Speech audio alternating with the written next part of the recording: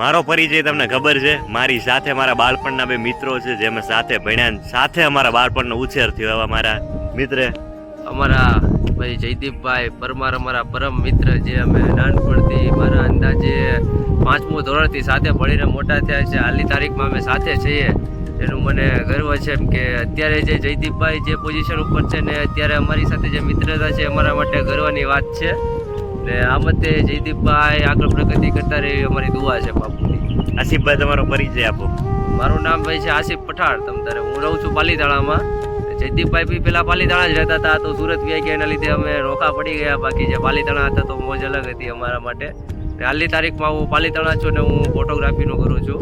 બરાબર ને આ મારો સ્ટુડિયો છે, એજી ફોટોગ્રાફી કરીને.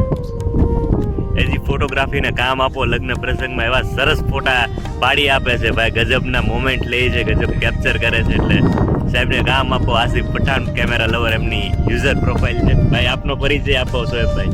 મારું નામ છે શોએબ, પાલીતાણા રહું છું અને આપણા અમીભાઈનો મિત્ર.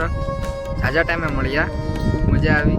અત્યારે જઈએ શેત્રુંજ જઈએ અને દુઆ છે કે માલિક તમને બહુ ખૂબ તરક્કી આપે ને આમ જ આગળ વધતા રહે, અને તમે બધા પણ ખૂબ સારો પ્રેમ આપો. તમને બહુ સારા એવા મિત્રો હોય, આવી દોલત આપણી પાસે હોય, પછી સંપત્તિ આપણે ઘા કરી દઈએ એમ થાય. એટલે બહુ આનંદની વાત છે, બહુ ગર્વની વાત છે. અને હંમેશા મારા સપોર્ટમાં ઊભા રહેતા હોય તો આ બે મારા પરમ મિત્રો છે. એટલે આ લોકોની પ્રોફાઇલને ફોલો કરો અને આવી રીતે સારા કાર્યોને બિરદાવતા રહો.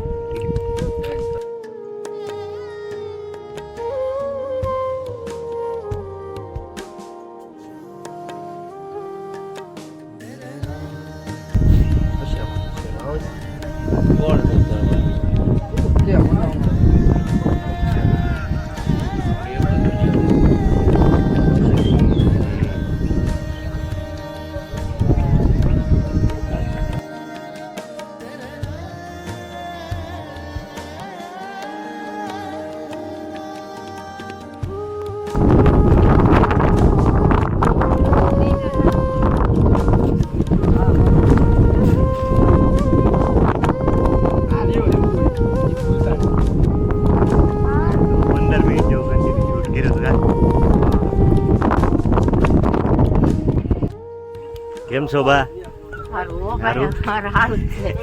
આપણે શેત્રુંજની ડુંગર ચડવી છે, બરોબર? હું તો 6ઠી 7મી વખત છું. તમે કેટલી વાર ચડો? કેટલા વર્ષ થયા તમારા? 70મું વર્ષ. અને અહીંયા કેટલા વર્ષથી ચડો છો? ઓહો, તો અઘરું છે ને? પણ તમારું શરીર સારું છે, તંદુરસ્ત છે અને સરસ મહેનત કરો છો. ઉપર તમે પાણીની સેવા આપો છો, બહુ સરસ કાર્યરત છો. અચ્છા, તો બસ આવી રીતે સેવાઓ કરતા રહ્યો. જી જી. તમારું નામ બા? વસંતબેન. વસંતબેન.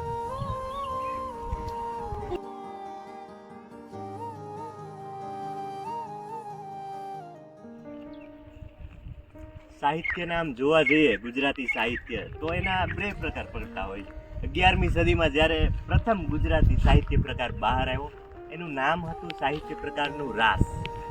અને પ્રથમ રાસ જો કોઈ હોય ગુજરાતી સાહિત્યમાં તો એ હતો ભરતેશ્વર બાહુબલી રાસ.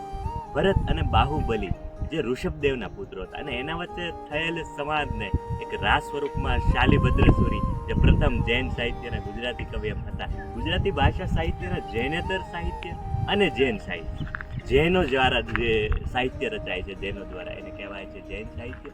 અને જૈન સિવાયના જે કવિઓ અને સર્જકો જે રચે એ સાહિત્યને કહેવાય છે જૈનેતર સાહિત્ય. તમે વિશેષ ગુજરાતી સાહિત્ય વાંચો અને ભરતેશ્વર બાહુબલી રાજ જો તમને જોઈએ, એના વિશે વધારે માહિતી જોઈએ તો ગૂગલ અને વિકીપીડિયા તમને મળી જ રહ્યા છે.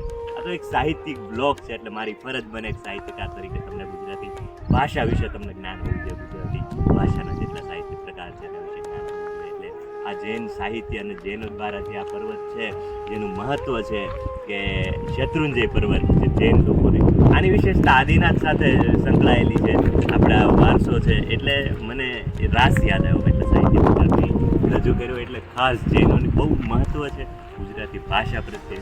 એવી જ રીતે તમે ગુજરાતી ભાષાને માટે છાતી ફૂલેલી રાખો હંમેશા. વિશેષ મહત્ત્વ તમારું ગુજરાતી ભાષાને આપો.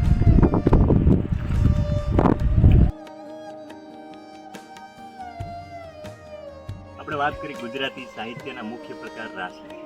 એટલે રાસ પછી જૈનેતર સાહિત્ય પછી જો કોઈ આવતું હોય તો એ રાસ સાહિત્ય પ્રકાર છે સંદેશ રાસ, જે રચવામાં આવ્યો હતો અબ્દુલ રહેમાનથી. એટલે રાસમાં આ ખાસ બે રાસ વાંચવા જેવા છે.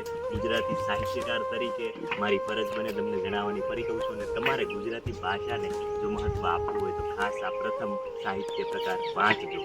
ખાસ વાંચવા જેવા છે સંદેશ રાસ અને ભરતેશ્વર બાહુબલી રાસ, કવિ શાલીભદ્ર સુરી અને અબ્દુલ રહેમાન. ખાસ તમે વાંચો અને આ રીતે બિરદાવતા.